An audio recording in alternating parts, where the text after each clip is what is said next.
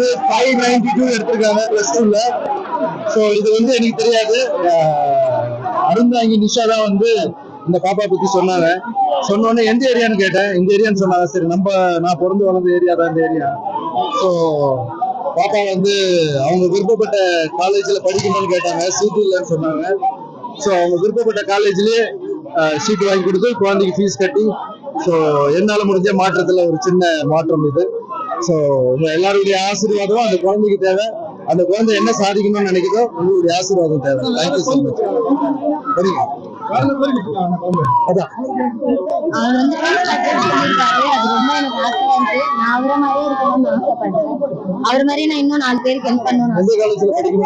MOP வைஷ்ணவங்க சீட்டே எனக்கு கிடைக்கல. அண்ணாதான் பேசி மக்கள் கொடுத்துருக்காங்க. மனு வெளியில போய் படிச்சு பார்த்தாதான் தெரியும். வந்து நிறைய உதவி பண்ணிருக்காங்க. நம்ம கேள்விப்பட்டது எல்லாம் சொல்லியிருக்காங்க. இதுவரைக்கும் லாரன்ஸ் வந்து மறைமுகமாக நிறைய பேர் பண்ணிருக்காரு.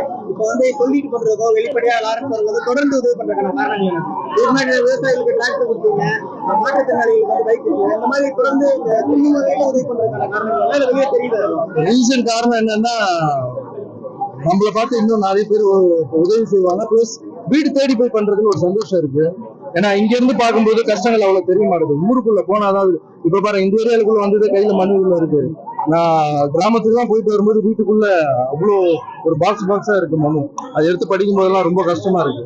பட் நம்மளால முடிஞ்ச அளவுக்கு கடவுள் எவ்வளவு நம்மளுக்கு வலிமை கொடுத்துருக்காரோ, யாருக்கிட்டையும் காசு வாங்காம நம்ம சொந்த காசுல நம்மளால எவ்வளவு மேக்ஸிமம் என்னால பண்ண முடியுமோ நான் ட்ரை பண்ணிப்பேன். நடிகர் விஜய் வந்து தொடர்ந்து இப்ப திரும்ப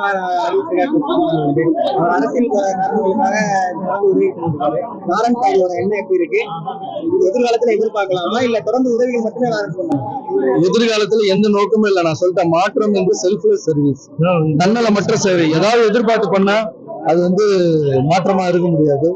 சோ இது வந்து கடவுளுக்கு பண்ற சேவை. இது நிறைய பேரு தோணலாம், நான் அரசியல் வர்றதுக்காக தான் இதெல்லாம் பண்ணலான்னு. ஆனா போக என்னுடைய அந்த அன்பை புரிஞ்சுப்பாங்க. அது உடனே புரிஞ்சுக்க முடியாது, போக புரிஞ்சுப்பாங்க. ஏன்னா பழகிட்டாங்கல்ல. ஏதாவது பண்ணா ஏதாவது எதிர்பார்ப்பாங்க. பழகின இந்த உலகத்துல எதுவுமே எதிர்பார்க்காம நம்ம வந்து ஒண்ணு பண்ணும்போது அது போக தெரியும் என்னுடைய எண்ணம், நான் ஏன் சர்வீஸ் பண்றேன். அதான் இப்ப வந்து இல்ல, விதவிகளுக்கு தையல் மிஷின் கேக்குறாங்க. அப்புறம் படிப்பு தாங்க ரொம்ப முக்கியம். இப்ப நான் வீட்டுல வச்சு 60 குழந்தைங்களை படிக்க வச்சிருக்கேன். இப்போ பாத்தீங்கன்னா இதுவும் என்னுடைய ஒரு குழந்தை ஆயிடுச்சு. சோ நம்மளால முடிஞ்ச அளவுக்கு மேக்ஸிமம், ஏன்னா இந்த ஜூன் மாசத்துல படிப்புக்கு வந்து ரொம்ப எல்லாருமே ஃபீஸ் கட்டுறதுக்கு கஷ்டப்படுறாங்க.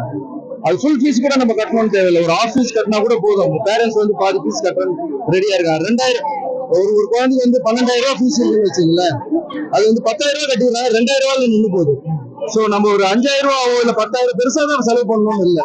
சோ இந்த குழந்தைக்கு இப்ப பாத்தீங்கன்னா 50,000 ரூபாய் ஃபீஸ் கட்டணும் இந்த ஃபர்ஸ்ட் செமஸ்டர். சோ இந்த 50,000 ரூபாய்னா இந்த +2 வந்து குழந்தை +2 வீட்டுல உட்காந்துருக்கும். இப்போ காலேஜுக்கு போறாங்க. சோ லைஃப்ல நான் அந்த மாதிரி கேட்டிருந்து காலேஜுக்கு போய் பெரிய ஆளாகி நீ இந்த மாதிரி நிறைய குழந்தைங்களை படிக்க வைக்கணும்ன்ற மட்டும் தான் நான் கேட்கறத தவிர வேற எதுவும் கேட்கறதில்ல. Thank you so much. உங்க ப்ளஸ் எல்லாரும் வந்ததுக்கு ரொம்ப நன்றி. தேங்க்யூ.